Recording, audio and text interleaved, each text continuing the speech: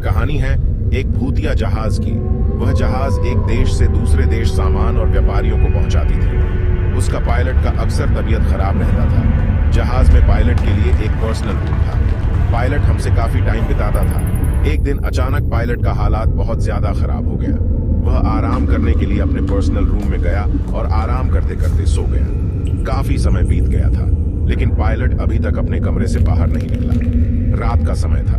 रात बहुत डरावनी बन गई थी, क्योंकि काफी तेज हवा चल रहा था और बारिश भी हो रही थी और साथ में बादल भी गरज रहा था। तभी जहाज का साफ सफाई करने वाला सफाई कर्मचारी उस कमरे में गया तो चकित रह गया। वह देखा कि पायलट अपने बिस्तर से नीचे गिरा हुआ है। सफाई कर्मचारी पायलट के पास गया तो देखा कि पायलट की सांस की गति रुक चुकी है। कर्मचारी बहुत डर गया और वह तेजी से बाकी सारे शिप के मेंबर को बुलाकर लाया। उस समय जहाज एक टापू पर खड़ा था, क्योंकि तेज बारिश हो रही थी। जब सारे क्रू मेंबर उस रूम में आए तो देखे पायलट की मौत हो चुकी है। पायलट के मरने के 3 दिन बाद तक उसका मारा हुआ बॉडी उसी कमरे में रखा गया। क्योंकि बारिश हो रही थी तो दूसरा कुछ उपाय नहीं था। लगातार दिन रात बारिश हो रही थी। तीसरी रात जब बारिश पूरी तरह से थम गई तो जहाज आज अपनी मंजिल की ओर जाने लगी।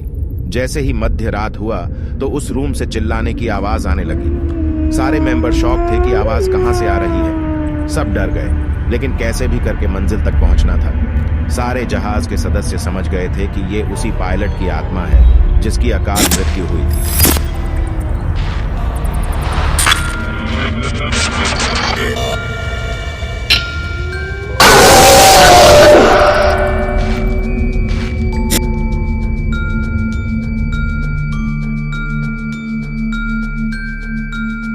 आत्मा उसी कमरे में थी। सारे मेंबर ने सोचा कि उस रूम को बंद कर दिया जाए और अब पायलट के रूम में कोई नहीं जाएगा।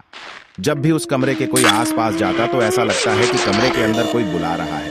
वह पायलट जोर जोर से चिल्लाता और रोने लगता ताकि कोई कमरे का दरवाजा खोल दे। आखिरकार जहाज अपनी मंजिल पर पहुंच गया। सारे जहाज के मेंबर डरे हुए थे और कुछ मेंबर तो जहाज को वापस लाना ही नहीं चाहते थे। कुछ व्यापारियों को दूसरे देश जाना था।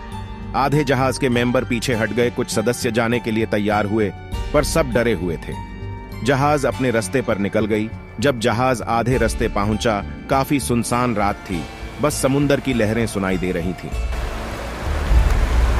सारे व्यापारी सोए हुए थे। उसमें से एक व्यापारी जगा हुआ था। उसका नाम मुकेश था। उसे अजीब अजीब आवाजें आ रही थी। उसको उसका नाम लेकर कोई उसे बुला रहा था। मुकेश, मुकेश, मुकेश। मुकेश अपनी जगह से उठा और चलते चलते उस कमरा के पास चला गया, जबकि मुकेश को उस कमरे का रास्ता नहीं पता था। ऐसा लगा जैसे उसे कोई कमरे की तरफ खींच रहा हो। मुकेश कमरे तक पहुंचा और जैसा ही दरवाजा खोला तो कुछ जोर से गिरने की आवाज आई। कुछ व्यापारियों ने आवाज को सुना, लेकिन रात का समय था तो उधर कोई गया नहीं। सुबह हुआ तो सारे लोग देखे कि कमरे के दरवाजे के बाहर मुकेश पड़ा हुआ था। वह मर चुका था। दूसरा पायलट समझ गया कि यह उसी पायलट का आत्मा है। अब सारे व्यापारी डर गए थे और जहाज के जितने भी सदस्य थे वे सारे समझ गए थे कि अब यह जहाज नहीं चलेगा। अब इसमें ज्यादा देर तक रहे तो सिर्फ मौत ही मौत होगी। वे लोगों ने तय किया कि दूसरा अनहोनी होने से पहले जहाज किसी शहर के किनारे पे लगा दिया जाए और दूसरे जहाज का इंतजाम किया जाए। सुबह होते ही जहाज एक छोटे से शहर के किनारे पे पहुंची। वहां सारे व्यापारी और सामानों को उस जहाज से दूसरे जहाज में ले जाया गया। वह जहाज अब भूतिया बन चुकी थी। उसमें से अजीब अजीब डरावनी आवाजें आती। अब उस जहाज को हमेशा के लिए बंद कर दिया गया। पायलट अपनी तरफ बुलाता और जो कोई भी जाता वह वापस कभी नहीं आता।